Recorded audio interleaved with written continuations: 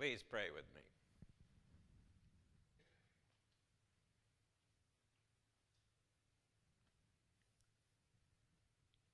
Might words spoken and words heard, and the spaces in between,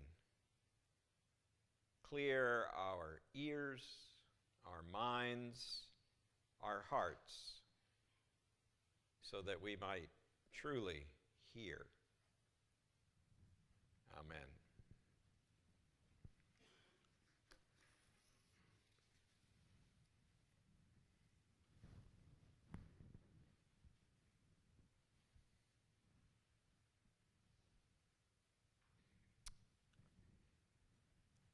It was exactly 40 years ago this month that I first stepped into the classrooms at Bangor Theological Seminary.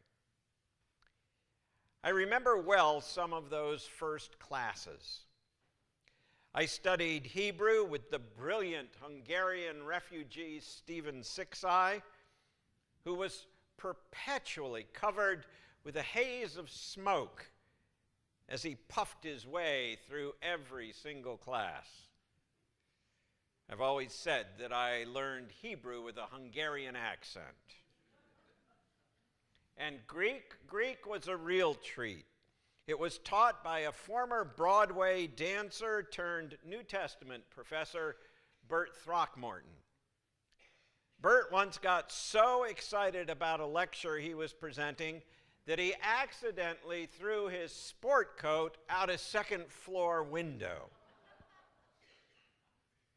And we all had to take 2 courses in systematic theology and 1 in ethics from the stern Leslie Ziegler, known by one and all as the Z.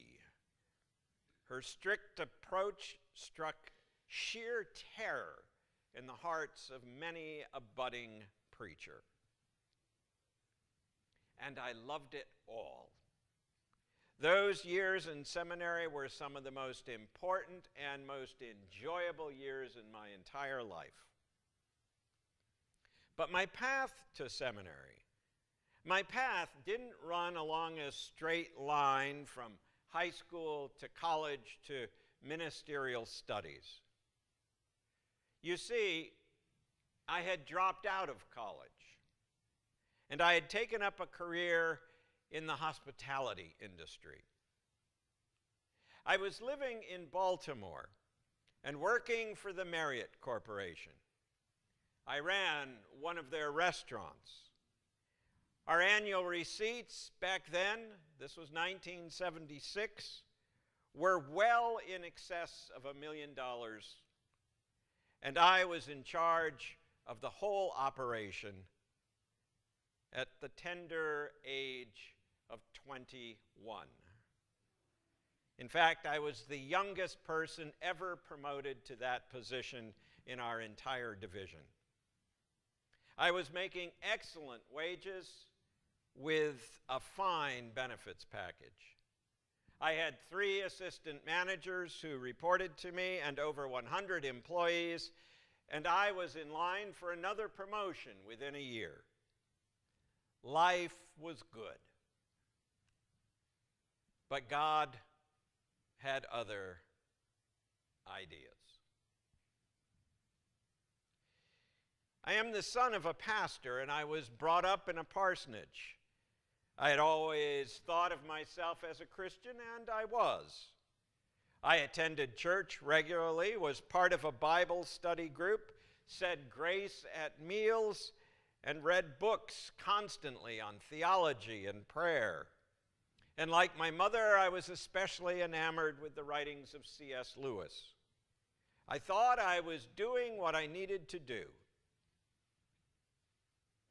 But God had other ideas. Increasingly, my reading and my prayers had caused me to have great concern about the world around me. We were at the height of the Cold War back then. The nuclear threat was very real and very great. Hunger and poor living conditions and substandard educational facilities had not been corrected by the war on poverty in the 60s. Watergate had demolished our trust in government. It looked to me and others like our nation was going to hell in a handbasket. And here I was, serving up lunch and dinner in a 160-seat restaurant in Maryland. How, I wondered, how was that going to make a difference? How was that going to help address the world's problems? Gradually, God transformed my concern about the future into a desire to attend seminary. I didn't know at first whether or not I would seek ordination, but I definitely felt called to secure a theological education so that I might better address, better understand the problems the world was facing. There were no flashing lights or angel visitations. I didn't have an Isaiah-like experience. No hot coals touched my lips, thank goodness. It was just a growing inner sense, a divine nudge, if you will. To answer the call, though, meant giving up the real security I had found in my work. And not just the financial security. I loved my job. There was great satisfaction in feeding thousands of people every week. Great satisfaction in providing a fun atmosphere for celebrating events like birthdays and anniversaries. Great satisfaction in pulling my crew together every day to do our work and pulling them together on special occasions to go out into the community and to do good deeds. To go to seminary meant giving that up. It meant resigning my job, packing up all our belongings into a U-Haul, and I didn't even know Linda back then, and moving 500 miles north to Bangor, Maine in January in a snowstorm. We left behind friends and home and jobs, all to answer God's call. The following years were filled with economic struggle like I had never known in my young life. Lots of macaroni and cheese crossed our dinner plates. Clothes often became threadbare. That VW Bug I owned broke down on the roads more times than I can remember. It was, though, in the end, clearly the right thing to do. And as things unfolded, it also became clear God was calling me to ordained ministry, to serve as a pastor in local churches. Now, whether or not I've impacted the course of history over the last 40 years, well, that's clearly up for grabs. But I am so grateful that God gave me the courage to leave behind the life I knew, the comfortable, secure life I knew, and to take the risk of following Christ more fully. I sometimes wonder if Peter, Andrew, James, and John felt the same way when they later reflected on their time in ministry. For in many ways, their call mirrors the one that I had. They lived in equally trying times. Rome ruled the world as they knew it, and their land was occupied by oppressors. Much of the population was enslaved. Taxes were often oppressive. That must have worried them. It wasn't that any of them were unhappy being fishermen. Indeed, after the crucifixion and resurrection, initially, they decide to leave Jerusalem, go back to Galilee, and once again take up their profession, once again to go fishing. The way their enterprises are described in the gospel accounts, it appears that they had a pretty good thing going on. They owned their own boats, they made a good living. It appears they had families that loved them. Life on the water had treated them well.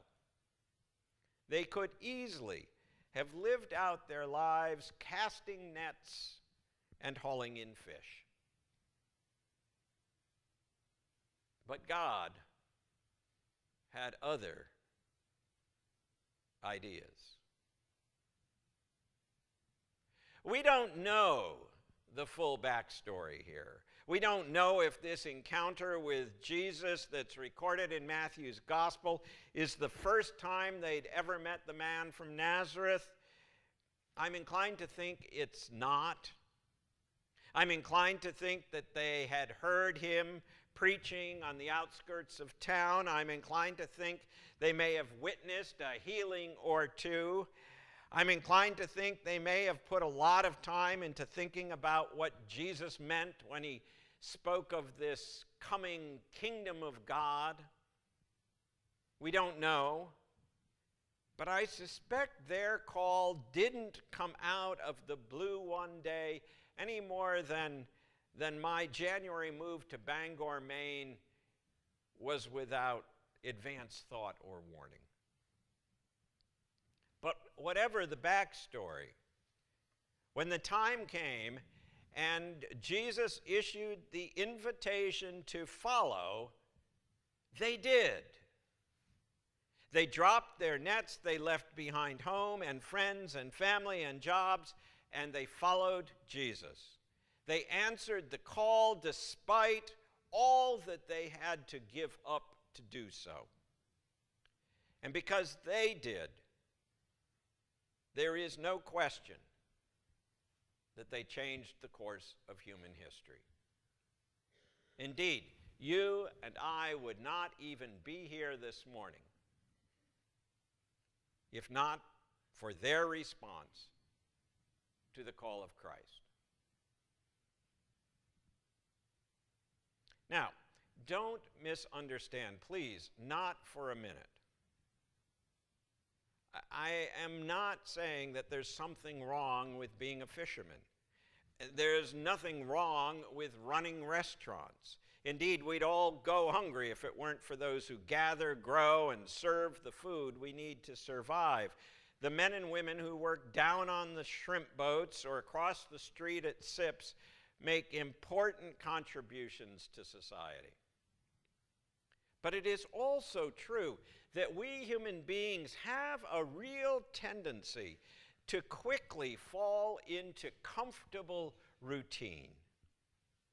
We can easily move through life just putting one foot ahead of the other, never bothering to look up, never bothering to listen. Really listen. It is, as Greg Lounsbrough puts it, true that habit is the autopilot of the soul. Peter and the others could have laughed off that invitation. They could have justified staying behind. If they'd told us their story and they had stayed behind, we would respond, "Oh, that's very understandable, Peter." They could have said, "We have too many obligations right here, right now, Jesus. We just don't have the time, Jesus. We're too darn busy. We've got fish to clean, nets to mend, boats to scrape, families to feed. Maybe next year. Maybe in my next life." But you see, they didn't say those things. They didn't shrug it off. They listened and they responded. They heard the call and they followed. Because God had other ideas, other things for them to do than the same old thing.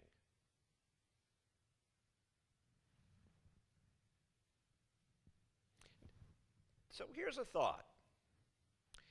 And note, I fully recognize that the average age in this room is somewhere around 65 or 70, give or take.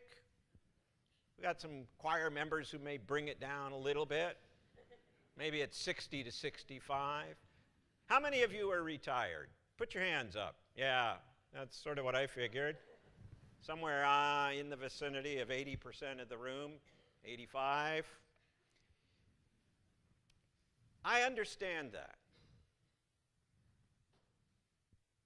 But what if God has other ideas for you? I don't mean you have to pack up and move to Bangor, Maine. Heavens no, I wouldn't expect that of you in January. I don't even mean you have to leave your job or your profession. You've already done that, most of you. But maybe there are ways you can serve God and help bring about a change in our world that you've not even imagined. Maybe there's a child you can help instead of playing yet another round of golf or another hand of bridge or taking another bicycle ride. Maybe there's a hungry person you can help feed rather than watching one more reality show on TV or doing another crossword puzzle. Not that there is anything wrong with golf or bridge or watching TV or doing crossword puzzles or riding a bike. Not that there's anything wrong with those avocations. But maybe, just maybe, God is calling you to throw down your nets and leave the comfortable routine of your life so that you may take up the call to reach out to others. Maybe you're one of those people who constantly complains about store clerks who just don't seem to know how to speak English. Well, maybe that concern is God calling you to volunteer and become a tutor who teaches English as a second language.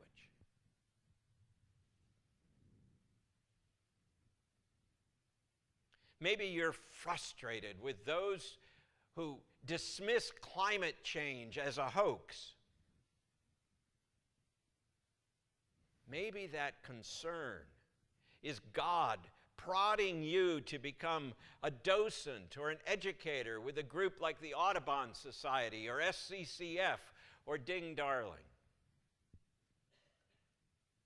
Perhaps, just perhaps, the worries you have about women's rights is God urging you to become involved with the League of Women Voters or Planned Parenthood as they work with young women in distress.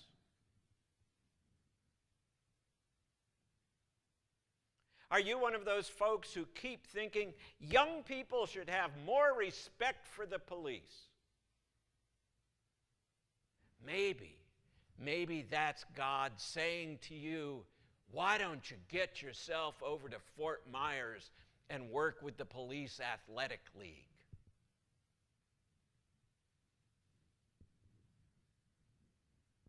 Who knows, the growing fear that you have about radical terrorism and ISIS, or conversely, your concerns about how Muslims are being treated in this country, either of those may be God's voice nudging you to visit a mosque, to learn more about Islam so you can be educated in your responses to those concerns.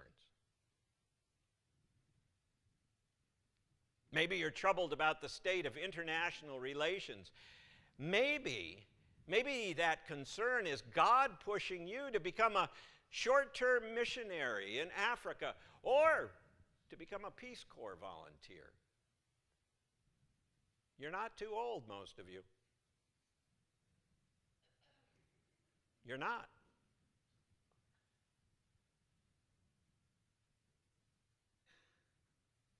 God can and does call us in all sorts of ways. Not usually like Isaiah was called. Usually by some growing concern, some growing issue, some growing sense that I could make a difference.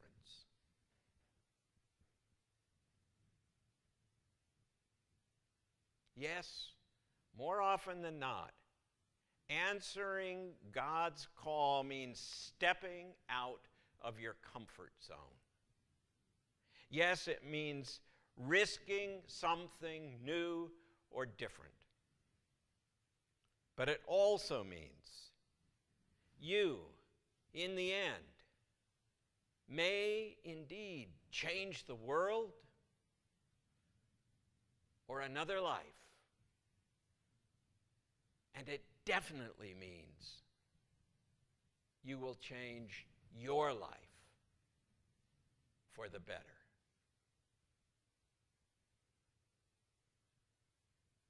How is God calling you?